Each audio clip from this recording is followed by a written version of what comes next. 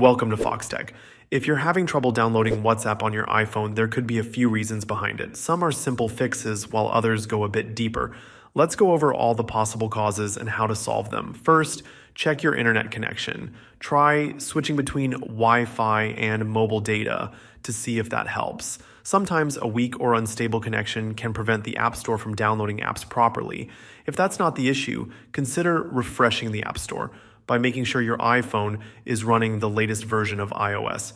Updates can fix bugs or glitches that might be blocking the download.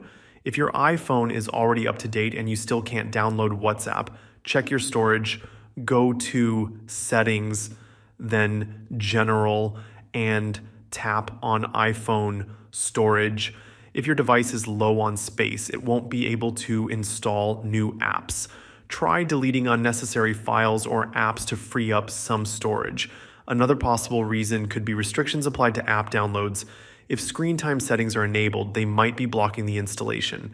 Go to Settings, then Screen Time, and tap on Content and Privacy Restrictions.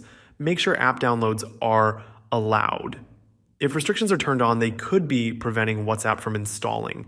If none of these solutions work, restarting your iPhone is worth a try. A simple reboot can clear temporary issues that may be causing the problem. And if you haven't already, updating to the latest iOS version is always a good idea. It can resolve underlying software conflicts that might be stopping the download. That's it for this one. Hopefully, this helped you figure out what's going on with WhatsApp on your iPhone. If it did, make sure to like the video and subscribe to Foxtecc for more iPhone tips. Thanks for watching and see you later.